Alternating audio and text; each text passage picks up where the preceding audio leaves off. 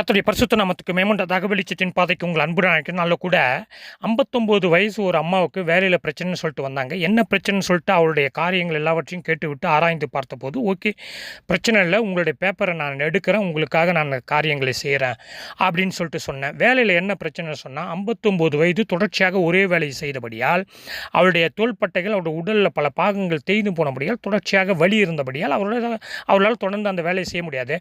அப்போ ஃப்ரான்ஸில் என்ன ஒரு சிஸ்டர்ன்னு சொன்னால், வேலை செய்கிற முதலாளி தொழிலாளிகளுக்கு அதாவது விசிட் மெடிக்கல் அனுப்பணும். 2 வருஷத்துக்கு ஒரு முறை முன்னே இருந்து இப்போ 5 வருஷமாக ஆக்கிட்டாங்க.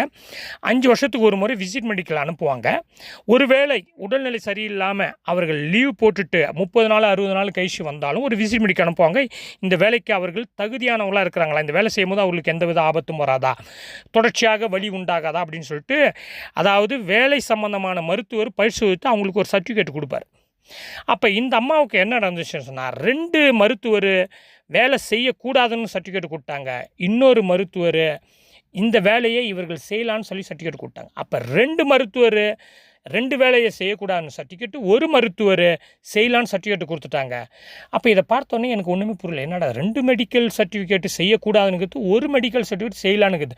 அப்போ இந்த மருத்துவர் ஒரு பிரச்சனை எங்கேயோ அவர் பிழை விட்டுட்டார் அப்படின்னு சொல்லிட்டு கண்டுபிடிச்சிட்டு, அப்போ அந்த மருத்துவர் என்ன சொன்னாருன்னு சொல்லி கேட்டேன். அப்போ அந்த அம்மா சொன்னாங்க, அந்த மருத்துவர்கிட்ட நான் கேட்குறேன், இந்தமாதிரி 2 பேரும் இப்படி கொடுத்துக்கிறாங்க, நீங்கள் ஏன் இப்படி கொடுத்தீங்க அப்படின்னு சொல்லி கேட்கும்போது, இப்படி தாம்மா நான் கொடுப்பேன், ஒரு வேளை உனக்கு இதில் விருப்பம்னு சொன்னால் நீ கோர்ட்டில் போய் போட்டுக்க, 15 நாள் டிலே இருக்குது. ஒரு வேளை இந்த சர்டிஃபிகேட் உனக்கு இதுக்கு நீ சம்பந்தம் இல்லை என்றால், நீ வேலைக்கு திரும்பவில்லை என்றால், உன்னால் முடியலன்னு சொன்னால் கோர்ட்டில் போய் பார்த்துக்க அப்படின்னு சொல்லிட்டார். அப்போ நான் சொன்னேன், ஓகே பிரச்சனை இல்லை, 15 நாள் டைம் இருக்குது, 15 நாளுக்குள்ளே கோர்ட்டில் போடுங்க, கோர்ட்டு உங்களை அழைக்கும் பொழுது பிரச்சனை இல்லை, உங்களுக்காக ஒரு வேளை நான் பேசுகிறேன், ஒரு வேளை ஒரு வக்கீல் தேடி பாருங்கள், வக்கீல் கிடைக்கலன்னா நான் உங்களுக்கு வக்கீல் இருக்க வேண்டிய இடத்துல உங்களுக்காக நான் வாதாடுகிறேன். காரணம் என்னன்னு சொன்னால், அரசாங்கமே அப்படிப்பட்ட ஒரு உரிமையை எனக்கு கொடுத்துருக்குது. கோன்செய் தி சலாரியே டெஃபான்சர் என்ற உரிமை, அதாவது கோர்ட்டில் போய் சலாரியங்களுக்காக, அதாவது தொழிலாளிக்காக வாதாடலாம் அப்படி என்ற இந்தமாரி முதலாளிங்க சில பிரச்சனைகள் பண்ணும்போது அது கோர்ட்டுக்கு வரும்போது அவர்கள் சார்பாக நான் போய் வாதாடலாம் அப்படின்னு ஒரு உரிமம் இருக்கின்றபடியால், அப்போ அந்த அம்மாவுக்கு ஒரு அழைப்பு விட்டது. கோர்ட்டில் அவங்க அதேமாரி போட்டாங்க. கோர்ட்டில் அவங்கள கூப்பிட்றாங்க, முதலாளியும் கூப்பிட்றாங்க, தொழிலாளியும் கூப்பிட்றாங்க. இந்த அம்மாவை அப்போ என்கிட்ட கான்டாக்ட் பண்ணிட்டு இந்தமாதிரி கூப்பிட்றாங்க, அப்போ ரெடி பண்ணோம், என்கிட்ட வக்கீல் இல்லை, நீங்கள் தான் அப்படின்னு சொல்லும்போது, ஓகே உனக்காக நான் வாதாடுறேம்மா அப்படின்னு சொல்லிட்டேன். ஆனால் ஆயத்தமாகறோன்னு வச்சிங்களேன், கோர்ட்டில் போயிட்டு நம்ம இஷ்டத்துக்கு சட்டத்தின் அடிப்படையில் பேசாகணும், சட்டத்தின் அடிப்படையில் பேப்பர்ஸுங்களை ரெடி பண்ணணும், சட்டத்தின் அடிப்படையில் தான் நம்ம ஆவணங்களை ப்ரிப்பேர் பண்ணி கொடுக்கும்போது தான் நம்ம என்ன செய்யும், வெற்றி பெற முடியும் ஜட்ஜிக்கு முன்னால், முதலாளிகளுக்கு முன்னால். அப்போ ஆவணங்களை ரெடி பண்ணுறோம், கடிதங்களை ரெடி பண்ணுறோம், தொழிற்சங்கம் மூலமாக அந்த அம்மாவுடைய அப்பாயின்மெண்ட்டு கொடுத்து எல்லா மெடிக்கல் சர்டிஃபிகேட் எல்லாத்தையும் ப்ரிப்பேர் பண்ணி 19 ஆவணங்களை ரெடி பண்ணி அதுக்கு வேண்டிய ஒரு கடிதத்தை ரெடி பண்ணி அந்த கையெழுத்தை போட்டு ப்ரிப்பேர் பண்ணி வச்சிட்டேன். கரெக்டாக அந்த நாள் வந்தது, 9 மணிக்கு அப்பாயின்மெண்ட்டு. 9 மணிக்கு அந்த அம்மாவை வர சொல்லி, நேராக நீங்கள் அங்கே வந்துருங்கம்மா, நானும் அங்கே வந்துடுவேன்னு சொல்லிட்டு போய் 9 மணிக்கெல்லாம் போகிறோம்.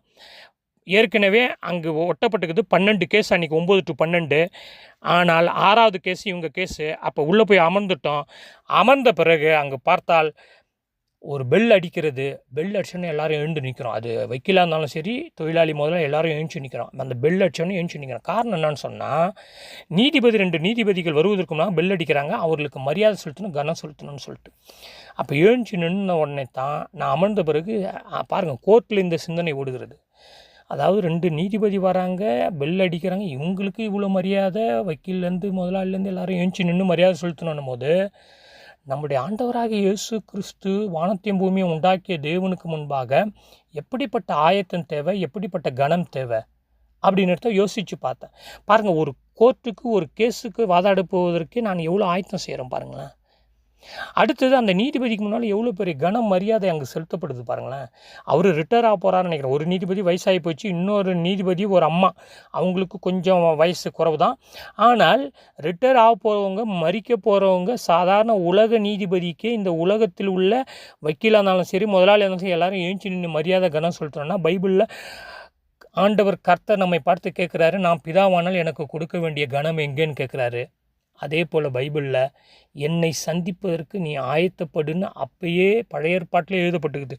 ஆமோஸ் 4ஆம் அதிகாரத்தை நீங்கள் வாசித்து பார்த்தீங்கன்னு சொன்னால், உன் தேவனாகிய கர்த்தரை சந்திக்கும்படி ஆயத்தப்படு புத்தியுள்ள கன்னிகளை பார்த்தீங்கன்னா கொஞ்சம் ஆயத்தமாகறாங்க 5 பேர் ஆயத்தமாக இல்லைன்னு பார்க்குறோம். அதே போல் ஆண்டவராக இயேசு கிறிஸ்துவை பிரியமானவர்களே அன்றைய நாட்களில் பின்பற்றுவதற்கு பலர் வந்தாங்க. பல 1000 ஜனங்கள் என்று பார்க்குறோம். பல திசைங்கள்லேருந்து வந்தாங்க. அதில் பலரை பார்த்தீங்கன்னு சொன்னால் பணக்காரங்க, வேதப்பாரங்க, பரிசேயருங்க, வாலிபருங்க, நிறையா பேர் நான் ஆயத்தமாக்குறேன் ஆண்டவரே, நான் உம்மை பின்பற்றுவேன் ஆண்டவரே அப்படின்னு சொல்கிறாங்க. அப்போ ஆண்டவர் பின்பற்றி வருவதற்கு ஆயத்தமாக இருப்பதற்கு சில காரியங்களை சொல்லும்போது பார்த்திங்கன்னா, ஆயத்தமாக வந்தவங்க பின்பற்ற போகிறன்னு வந்தவங்கள்லாம் பின்வாங்கி போயிட்டாங்க. பேதுருவை பார்க்கும்போது, பவுலை பார்க்கும்போது அவங்களுடைய ஸ்டேட்மெண்ட்டு பிரியமானவங்களே அவ்வளோ ஆச்சரியமாக இருக்கிறது. அப்போ ஒரு கோர்ட்டுக்கே நான் இவ்வளோ ஆயத்தம் செய்தேன், அந்த அவங்களுக்கு வெற்றியை வாங்கி கொடுக்க வேண்டும் என்பதற்காக. இப்போ அன்றைக்கி நீதிபதி டிசம்பர் 9ஆம் தேதி 2025 தள்ளி வச்சுக்கிறாரு. ஏன்னா முதலாளி பல பேப்பருங்களை கொண்டு வரல. நான் கொண்டு போன எல்லா பேப்பரையும் கொடுத்துட்டேன். என்னுடைய ஐடென்டி கார்டு நம்பர்லாம் கொடுத்துட்டு கையெழுத்தை போட்டுட்டு நான் வந்துட்டேன். டிசம்பர் 9ஆம் தேதி திரும்பி அந்த அம்மாவுக்காக போய் நிற்கணும் கோர்ட்டில். சரி, இவ்வளவு நான் ஏன் சொல்கிறேன்னு சொன்னால், இப்படி உலகத்து காரியத்தோடு நாம் கொஞ்சம் ஒப்பிட்டு பார்க்கணுங்க ஆண்டவருடைய காரியத்தை. அப்போ தான் நமக்கு புரியணும் வச்சுங்களேன். அழிந்து போகின்ற ஒரு உலகம். காலையில் அதாவது காப்பி குடித்து கொண்டிருக்கும்போது ஜன்னல் பக்கமாக பார்க்குறேன். அதாவது என்னுடைய வீட்டில் ரோஸ் கலரில் இந்த பக்கமும் இந்த பக்கம் வெள்ளை கலரில் பூக்கள் பூத்து குலுங்கி இருக்கும்போது வெள்ளை பூ அப்படியே கொட்டுது, காற்றுல அப்படியே கொட்டுது.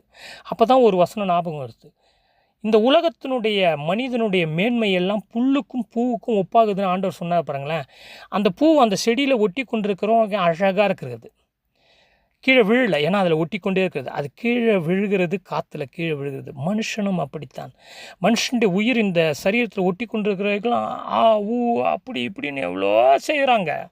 அரசியல்வாதியாக இருந்தாலும் சரி, நடிகராக இருந்தாலும் சரி, நாம இருந்தாலும் சரி, ஆன்மீக தலைவர்கள் யாராக இருந்தாலும் எல்லாம் பெருமை மேட்டிமை எல்லாம். அந்த பூ கொட்டினோடனே பாருங்களேன், கொஞ்சம் ஒரு நாள் 2 நாளில் கொட்டின அன்றைக்கி நல்லாகிற மாதிரி தான் தெரியும். செத்து போன மனுஷன் அன்றைக்கி நல்லாகிற மாதிரி தான் தெரியும். 2ஆவது நாள் 3ஆவது நாள். அதுக்கு பிறகு ஆண்டவர் அழகாக சொன்னார், புல்லுக்கும் பூவுக்கும். அப்போ அப்படிப்பட்ட வாழ்க்கை தான் நம்மளுடைய வாழ்க்கையும் பிரியமானவர்கள. எனவே பவுல் அழகாக சொல்கிறார், நான் நிறைவு செய்து முடிக்கிறேன். பவுல் சொல்கிறாரு, நீங்கள் அழுது என்னுடைய இதயத்தை உடைக்க பண்ணுற மாதிரி இருக்குது. எருசலேமுக்கு நான் போகிறேன், இயேசு நாமத்துக்காக கட்டப்படுவதற்கு, இயேசு நாமத்திற்காக மரிப்பதற்கு. காவலில் வச்சாலும் என்னை கட்டினாலும் மரிப்பதற்கு கூட நான் ஆயத்தமாக இருக்கிறேன். கிறிஸ்து ஜீவன், கிறிஸ்து எனக்கு சாவு. அதாவது கிறிஸ்து எனக்கு ஜீவன், சாவு எனக்கு ஆதாயம் அப்படின்னு சொல்கிறாரு. அதாவது கிறிஸ்துவுக்காக நான் சாவும் ஆயத்தமாக இருக்கிறேன் அப்படின்னு சொல்கிறாரு. பேதுருவை பார்த்திங்கன்னா, நான் மறிக்க வேண்டியிருந்தாலும் மறுதளிக்க மாட்டேன்னு சொன்னார். ஆனால் மறுதளிச்சார். அதுக்கு பிறகு பேதுரு அங்கே என்ன செஞ்சார், ஆண்டவருக்காக மரித்தார்னு பார்க்குறோம். பிரியமானவர்கள, அன்றைக்கு அநேகர் ஆயத்தமாக இருந்தாங்க, பின்பற்றாமல் போயிட்டாங்க. இன்றைக்கு ஆண்டவர் நம்மை பார்த்து சொல்கிறாரு, ஆயத்தமாக இருக்கணும். ஆயத்தம் என்பது நம்முடைய வாழ்க்கை, நம்முடைய சிந்தனை, செயல் எல்லாம் இந்த பூமியில் இயேசு கிறிஸ்துக்காக பரிசுத்தத்துக்கென்று நம்மை அழைத்திருக்கிறார் என்று தெசலோனிக்கேயில் வாசிக்கிறோம். அப்போ இந்த பரிசுத்த ஆயத்தம், பரிசுத்த பார்வையின் ஆயத்தம், பரிசுத்த சிந்தனையின் ஆயத்தம், பரிசுத்த செயலின் ஆயத்தம், இப்படிப்பட்ட ஆயத்தம் இந்த பூமியில் நாம் இருந்தால்தான் ஆண்டவர் வரும்போது அவரை சந்திக்க நமக்கு திராணி இருக்கும். பயமில்லாமல் தைரியமாக அவருக்கு முன்பாக நிற்க முடியும். எனவே கர்த்தர் தாமே உங்களுக்கும் எனக்கும் கிருபை செய்யணும். ஜெபம் செய்வோம். ஆண்டவரை சந்திப்பதற்கு ஆயத்தமாக இருக்க ஜெபம் செய்வோம். ஆண்டவரை பின்பற்றி வருவதற்கு ஒப்பு கொடுப்பதற்கு நாம் ஆயத்தமாக இருப்போம். ஆண்டவருக்காக ஒருவேளை நம்மளை ஒதுக்கினாலும், திட்டினாலும், புறக்கணித்தாலும், வெறுத்தாலும், இந்த உலகத்திலே பல குறைபாடுகளோடு, வேதனைகளோடு, பாடுகளோடு நாம் சரீரத்தில் நம்ம வாழ்ந்தாலும், ஆண்டவருக்காக இந்த உலகத்தில் மரிப்பதற்கு ஆயத்தமாக இருப்பதற்காக நாம் ஜெபம் செய்யணும். ஆனால் இன்றைக்கு எதற்கோ இந்த உலக செழிப்புக்காக ஜெபம் செய்வோம். வாருங்கள் இந்த இடத்துக்கு அந்த இடத்துக்குன்னு விளம்பரம். இன்றைக்கு உங்களுக்கான வசனம் அப்படின்னு சொல்லிட்டு பல விளம்பரம் ஓடிக்கொண்டிருக்குது. புருஷனும் மனைவி அப்படியே பல அழகான இயற்கை காட்சிகளுக்கு முன்பாக பேசி வாக்குத்தத்த வசனங்களை கொடுத்துக்கணும். ஆனால் இங்கே பவுல் சொல்கிறாரு, எருசலேமுக்கு போகிறேன், என்னை கட்ட போகிறாங்க, எருசலேமுக்கு போகிறேன், காவலில் வைக்க போகிறாங்க, எருசலேமுக்கு போகிறேன், அடித்தாலும் பிரச்சனை இல்லை, எருசலேமுக்கு போகிறேன், மரித்தாலும் நான் ஆயத்தமாக இருக்கிறேன் ஆண்டவருக்காகன்றார். ஆனால் இன்றைக்கி சுவிசேஷத்தை அப்படியே மாற்றி விட்டார்கள், புரட்டி விட்டார்கள். உண்மையான சுவிசேஷத்தை புரட்டி விட்டாங்க. ஒரு நாளைக்கு நான் அதை பற்றி தெளிவாக பேசலான்னுங்கிறேன். ஜெபம் செய்வேன். எங்கள் அதிகமான நேசிக்கிற பரலோக பிதாவே, ஆண்டவர் உம்மை சந்திக்க ஆயத்தமாக இருக்க, உம்மை பின்பற்றி வர ஆயத்தமாக இருக்க, உமக்காக மறிக்க ஆயத்தமாக இருக்க, உம்முடைய வசனம் வார்த்தைக்கு கீழ்ப்படிந்து இருக்க ஆயத்தமாக இருக்க, உமக்கு கொடுக்க வேண்டிய கனத்த மரியாதை இந்த உலகத்தில் எங்களுடைய செயல் மூலமாக நாங்கள் கொடுக்க காண்பிக்க ஆயத்தமாக இருக்க எங்களுக்கு கிருபை செய்வீராக. இயேசு கிறிஸ்து மூலம் தாழ்மை ஜெபம் நல்ல பிதாவே, ஆமென்.